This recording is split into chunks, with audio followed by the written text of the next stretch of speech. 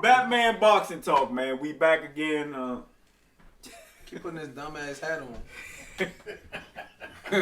Oh man, we back again. Yeah. So Brandon Lou under the weather. Under the weather, man. I don't know what's going on. I might not be here next week, y'all. It's like, I'm calling in already. You know, a week ahead of time. But this episode, we're going to talk about this upcoming fight that we're hearing that it's pretty much already done. And that's Errol Spence versus Danny Garcia. And all the hate that this fight is getting and everything else. And who we think that, has the advantage of this time. So we're going to start with the sick one. Brandon, go ahead. Why I gotta go first? Cause you the sick one. Go ahead, just get out of the way. See, hell, I'll go first. Yeah, cause y'all keep trying to bully me, young. Psych, not. Don't have them anti-bullying people. Go after that shit. Bullying is not right. Okay, go ahead, Al. Well, again, I mean, I'd rather actually see the Sean Porter rematch, but if it's Danny Garcia, people, like you said, for some reason, people think this fight is no good. This is going to be a great fight. Danny Garcia is one hell of a counterpuncher. And there were a lot of mistakes that Errol Spence made in the last fight that I know what you about to say, but I think Danny Garcia would be able to capitalize on if made in a fight with Danny Garcia. Danny Garcia takes a hell of a shot, so I don't see him being stopped by Errol Spence. I think he can give it just as well as he take it. So if anybody thinks that this is not going to be a good fight, you're sadly mistaken. Danny Garcia is a very good fighter. Danny Garcia is one of the elite fighters in the welterweight division. And we're going to get another barn burner for sure. Okay, I know that y'all, a lot of people out there, like I said, the previous video, want to see Errol Spence versus Manny Pacquiao or Errol Spence versus Terrence Crawford. But that's not the fight you're getting right now. And the fact that you think just because of that, or, a lot of you people are mad saying that, Manny Pacquiao is getting the duck Errol Spence. I get that too, but to downgrade this fight like Danny Garcia is not a valuable opponent. Not valuable, but viable opponent. Mm-hmm. It's just crazy to me. It's not going to be an easy fight for Errol Spence. I mean, he can make it a little easier, I think, if he boxes Danny Garcia. But if he decides to go to his nature, which is Errol's nature, to go in and and try to take it to him, he can be in for a hell of a fight. So, I mean, I just don't understand why people don't see it as a viable fight. I mean, I understand people say, get Danny Garcia out of here and all this. I don't understand why he's still one of the top welterweights in the division, period. The thing that I don't understand is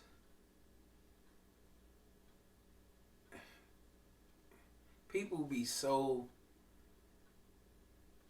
quick to revert back to when it was a golden era as far as the welterweights were concerned, when you had Durant, Ray Leonard, and all of those guys fighting each other multiple times. But then you get it now, and now you don't want it. Excellent point. You got all of these top guys who are on the cusp of fighting each other, and now y'all complaining about a fight. Well, that's because we're talking about fans. You got to look at the way people are now. The way, like, people, because Errol Spence was in a tough fight with Sean Porter, now Errol Spence isn't any good. People want everything easy, and they feel like if someone is challenged, or if there's a challenge, then you're not the person that I thought you were, because you're now off the pedestal because you didn't do to him what you did to Mikey Garcia. Well, that goes back to what I was saying. When Crawford fought Jose Benavidez, people started saying he couldn't beat Spence. When Spence fought Crawford, people started saying that he couldn't beat. When Porter. Spence fought Porter, people started saying that he couldn't beat Crawford. I think people boxing is not easy. It wasn't meant to be easy. Boxing is called the sweet science because there's nothing. I mean, when two men are in the ring, you're playing chess, trying to figure out how can I take advantage of this guy. That's what boxing is. When you see a guy basically just beat up a guy or knock a guy out in quick fashion, yeah, that's good and all, but that's not what real boxing and real fighting is about. What you want is when the elite guys get in there and give you what you got last Saturday. That's what you want.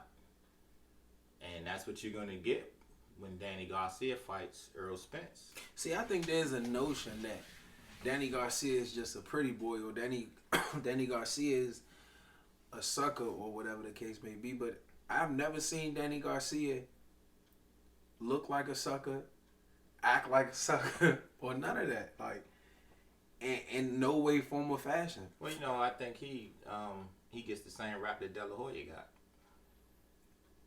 I mean, pretty boy, yeah, but the thing is with Danny Garcia, you hear people throw it out there, okay, he lost to Keith Thurman. He lost to Sean Porter. Every fight was close. Every fight was close, and you can argue either way. Same with Sean Porter. Same with Sean Porter. Not going to say who has the best damn resume in the welterweight division, because he done fought damn near everyone. Mm-hmm. But just to piggyback on what you said about the 80s, right? How everybody says that, you know, though that was the golden, you know what I'm talking about, like, you know, the welterweights and all of the people who were fighting. But now you're getting that now because they all used to say, I mean, experts would say, you know, this could be another golden age like that if they started fighting each other. Now they're fighting each other and people have problems with the fight. I don't, like you said, I don't get that. It's he's an elite welterweight. For any of you who say that Danny Garcia is not an elite welterweight, I would like to know what you think an elite welterweight is. Yeah. I would just like to an say elite fighter, period. Fuck period. welterweight. That's true. Yeah. I would just like to say to fight fans, you know, because I see a lot of people, they'll watch something and then they're swayed by someone else's opinion. Yeah, commentators. Yeah, people, open your eyes. Turn the volume of your TV down. Try this. Turn the volume down, because we did that for years. We walked around with Floyd versus Castillo, and we walked around and we was like, well, Floyd has lost a fight before, and this Floyd fan right here, you know, he made us. We sat down, we watched the fight again. We turned the commentary off. We turned the volume totally off, and we judged the fight ourselves. And we all came out with different. We judged the fight much differently than what if I listened to Jim Lampley. When we watched it. When we watched it, it was a closer fight. It was a closer fight than what we thought. Another fight. I actually picked Floyd. Triple G and Canelo, the first fight. We did. Oh yeah, definitely. Because look, the thing about that one. Because I'm gonna tell you, but no, this is what I asked the question. The Triple G Canelo, the first fight we talking about, right? Mm-hmm. And when did jabs stop counting? And that's what I want to know, because look, like you say, if a round is a round, and this man out jabs you and win this round, right? And he's winning these rounds, but you land a couple of good shots and win your round, but the majority of the rounds he's winning. I mean, even if he's just landing the jab. The thing is, I think, look, it used to be jabs mattered. Now they don't seem to matter as much. Jabs still matter, but you also take in consideration to who's doing the cleaner work, who's landing the more eye-catching shots, who's landing the cleaner shots, the shots that look like they have more impact. So just because Golovkin landed 11 jabs in a round, those 11 jabs might not have been as effective as the 6 body punches that Canelo landed that were clear, that you could clearly see were landed punches, opposed to the 3 or 4 jabs that looked like it might have crept through the guard of Canelo. So that's when you have close rounds, and you have judges who where you might think, oh damn, you know what? Golovkin landed 11 jabs, Canelo only landed 6. Golovkin won. And you might have somebody like Allen that might say, well, shit, Golovkin landed some jabs, but a lot of them we couldn't even really tell if they landed or not. But meanwhile, we saw Canelo cleanly getting these body punches. That's a Canelo round. You know what I'm saying? I agree. And that's why I don't like when people talk about the difference in the scorecards. Like, I think people had an issue with the 116, 111 for Errol Spence in the Sean Porter fight. Right. But my thing is, those rounds are close. So let's say you gave every close round to Errol Spence. You're not cheating. No, you know what I'm saying? Yeah, exactly. If you gave every close round to Sean Porter, you're not cheating. You're not But cheating. Wait. You're not cheating. It's not. Wait a minute, because if you're the money, and they're close rounds, the money's gonna get the round. What I'm saying is, you're not wrong if you give it to Sean Porter. You're not wrong if you give it to Errol Spence. It's a close round. So if you have a score that's not 115, 113, I don't agree with the crowd. Oh, the scorecard was too far apart. How? Yeah, it was a lot Every of close round rounds. was close. Yeah. So if I liked the work that Errol Spence was doing more as a judge, and I had it 8 rounds to 4, but you like the bullying tactics of Sean Porter, exactly. and you had it 7 rounds to 5, Right. like, why does it matter? It all depends on the judge. It all depends on what the judge likes. Exactly. If a judge likes an aggressive fighter, he's gonna be more to judge the fight to that aggressive fighter. Yeah. Whereas if you got a judge that likes flash and likes ring generalship, he's gonna. Fight that a lot of people judge that saw 2 different fights, Ray Leonard and Marvin Hagler. A lot of people thought Ray lost that fight. You had one judge that had a 118, 110. That's what I saw. Ray Leonard beat shit out of Marvin Hagler. You had one judge that had it for Hagler, 115, 113.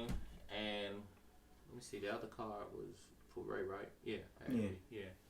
But like I said, it all depends on And what this you're is looking the for. thing. Even if you thought the Errol Spence Sean Porter fight was close, to me, Errol Spence separated himself when he got the knockdown. Yeah. Like, to me, that's Absolutely. separated. Yeah, absolutely. You know what I'm saying? So for people to even say, I thought Sean Porter won, I don't see how.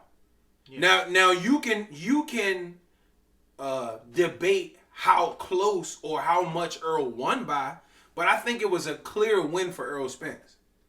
I believe so. But the margin of victory you can argue. But wait, when we talk about points, every punch that's thrown or landed should count as a point. So like I said, when you look at punch stats and you see that a guy landed like 75, Yeah, but to 80 more shots. judges don't see punch stats. Judges they don't see box on a round by round This is basis. true. They judging the round based on the round. So I don't know round 1 that Golovkin landed 12 punches and Canelo landed 6. Right. All I know is, damn, that jab didn't look like it went through. Oh shit, Canelo. That's a Canelo round. You know what I'm saying? I like to look into how judges, because you remember the Holyfield-Bo second fight, where Bo could be winning a round, but Holyfield would kind of like those last 30 seconds throw flurries and take the round from him. Because Ray Leonard used to do that. Yeah, Ray But you Leonard gotta did that remember, Yeah. the human brain is trained to notice what they see last. Right. If I put 6 cards in front of you and I flip one over one at a time, 9 times out of 10 you're not gonna remember what that first card is. It's a better chance you remember what the last card I flipped over than the first card. You see what I mean? Yeah. So a lot of times we forget the work that was done in the first minute and a half of the fight. And a lot of times we pay attention to, oh shit, he just landed 6 punches. Oh, you see that flurry? Oh, that's a Golovkin round. You know what I'm saying? Like, that's just how the human eye is trained. But the CompuBox, man, that's just somebody clicking a thing every time they think somebody lands. Like I said, when I first heard CompuBox, I thought it was some type of computer scoring, but no, it's just a person. Somebody clicking. So that means it's human error. So I mean, and you ain't gonna see every punch. They don't get every damn punch. You know what I'm saying? Because sometimes they say somebody ain't land but like 1 punch in a round, and you can clearly see they ain't land about 4 or 5. Right. So, but they only got him as landing one punch. Right. So, but just back to the Danny Garcia Errol Spence thing. It's a good fight, people. Good fight. Yeah. And I feel like it's pay-per-view worthy too, to be honest. I mean, I think anything Errol doing right now against top against competition, top competition is it's pay-per-view worthy. That's the beauty of it. Especially if the card looked like what last week's card looked like. I'm serious, man. That was a Mario hell of a card. Barrios, Joey Spencer, Mhm. Anthony Durrell, and Benavidez. That was a good card. That, you know what I'm saying? You can't. And then the fight you got in the main event was well worth the $20 at the movie theater or the $75. You know, and like I said, I think Danny Garcia, Errol Spence lives up to the hype. I think Manny Pacquiao, Errol Spence lives up to the hype. And I think Terrence Crawford, Errol Spence lives up to the hype. Yes. And to be honest, I think Keith Thurman, Errol Spence lives up to the hype. I don't think Errol can just go in there and walk through Keith Thurman like people think. I think he's gonna go to his body, and that's gonna be enough. Yeah, but Keith Thurman. But he does look. Keith Thurman. Keith Thurman will run. Yes, that's he got the ability to say, does. "Fuck this shit, I'm out of here." Yeah, you know that's what I I'm was about saying? to say. Well, because he will. Keith Thurman he'll does turn have his the back and ability run. to, like I said, to start. Like if it's inside, he get hit. If he gonna turn around. He gonna start giving you a lot of goddamn movement. Yeah, a that's whole lot of movement. When we talk about versatility, he is one of the most versatile welterweights there is. Yeah, he's versatile too. Yeah. I mean, he can fight. He just can't. I don't think he can fight on the inside. Not that well. No, I think not as he's well. good winning the first few rounds and then cruising and then winning the round. I think he's good at winning 7 rounds. He was good at fighting on the inside against lesser opponents. Oh, now the lesser opponents thing matter, huh? I'm just saying, on his way up, he did fight inside. I mean, and then when he got, I guess, the Sean Porter fight, because at one point I said, damn, he on his toes. But it is what it is. He did what he had to do. Button do after he got hurt. Yeah, he did. He ran from Robert Guerrero after he got hurt. And it was another one. Who was that? Was it Soto Carrasco? Soto Carrasco. Yeah. The one that he almost folded over. Ran from Danny Garcia after he won 6 rounds. Yeah. Keith Thurman, I think he'll come out in the beginning and just start like, I ain't even gonna give you a shot at this body, Earl. Mm-hmm. I'm gonna get on my bike from the beginning, and you gonna have to get it out the mud. But Earl ain't got a problem with that. I think this is one of the best times for welterweight. Just like I thought the De La Hoya, Ike Corte, Felix Trinidad era was good. Just like the and like you said, we figured out that the 90s was a deeper class. It sure was, yeah. than the golden era. Yeah. And I think this one right here is shaping up to be maybe a deeper class too, because I don't think they had 6-7 welterweights back then. Don't forget about the class with Mark Breland and Marlon Starlin and Lloyd Hunnigan. Don't forget about them guys. Okay. Yeah, but it's like them guys didn't have the name recognition. I mean, of course we know Mark Breland and those guys, but they didn't have the star power of a De La Hoya, a Trinidad, or Sweet Pea Whitaker. You know what I'm saying? Yeah, I know. I was joking. Yeah, these guys, and Julio Cesar Chavez, all of that. I mean, like you said, the 90s were very deep, deeper than, like you said, and they all, with De La Hoya fought all of them. Because people don't even give the 2000s a chance, and they was deep too. Yeah. Margarito, Pacquiao, Mayweather, Mosley, Cotto, they was deep too. Yeah, they was. You know what I'm saying? It's just that we have a tendency to forget past the top 2 or 3. That's true. Because just like you said, you can bring up Benitez that a lot of people don't talk about. Well, no, when you talk about Ray Leonard, then Benitez. Yeah, but I'm talking about the welterweights period. Yeah, welterweight. You know, when they talk about the golden age, you only talk about the top 4. We know about Benitez, but what they say, Hagler, Hearns, Leonard, Durant. Right. It really doesn't. Durant and Hagler wasn't even a welterweight. Yeah, but they throw him in there because they fought him. Mm-hmm. But that's what they talk about. They don't really talk about Benitez, who also fought and beat Durant, and fought Tommy Hearns and Ray Leonard. Mm-hmm. You didn't know that? Benitez beat Durant? Yes. You didn't know that? No, I didn't know that. Wow, look it up, man. Benitez? Yeah, Benitez beat Durant, yes. Black and white. You're supposed to know this. Yes, that's true. That's how I heard, man. Come on, you making me look bad here. Hey, bro, I mean, I know Benitez fought Hearns, but I didn't know he fought Durant. Yes. Okay, yeah, I gotta look that up. Yeah, look it up. But anyway, look, and to everybody out there, look, thank you for watching. Subscribing, commenting. Even if you don't like it or you like it, like it, hate it, whatever. Yeah, whatever. We like the comments because we like looking at them and laughing and responding. And responding. But also, people, I want to say, use your own eyes. Use your own eyes. Your eyes. Not my eyes, not his eyes. His use eyes. My eyes. I don't know what the fuck he talking about. Or anybody else that you watching on the internet. My eyes. Use your eyes. Use your own brain and come up with your own. If you think it's a garbage fight, then hey, that's you. We don't think it's a garbage fight.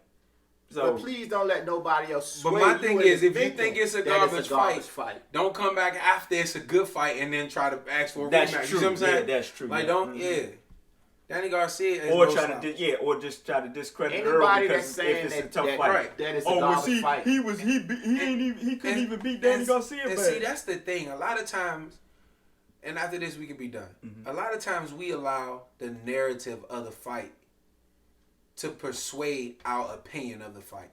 So because the narrative of the fight was nobody really thought Sean was going to win, most people thought Errol was going to get a knockout or win by unanimous decision. Absolutely. The fact that the fight was close, people automatically gave Sean more credit than he deserved.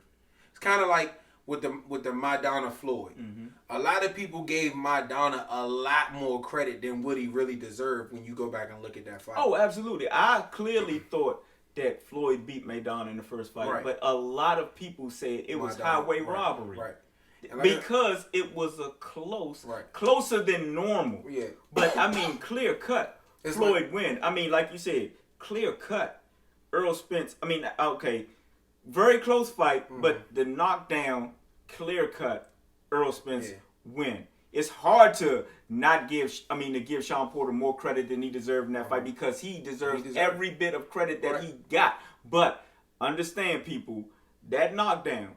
I don't see anybody who think that it was a whitewash for Sean Porter and thought that he could, other than the judge who thought that he survived that knockdown and still won the fight. Yeah, but I really believe that Errol Spence won that fight. Might not have. Well, no, he had to call it a knockdown because it was called a knockdown. It was called a knockdown. It had to be 10-8. Yeah. It's like Floyd said. Finally, somebody went 4 rounds, and now y'all think he won the fight. Absolutely. Yeah. I know you ain't one that, man. Batman boxing talk, man. We out. We out.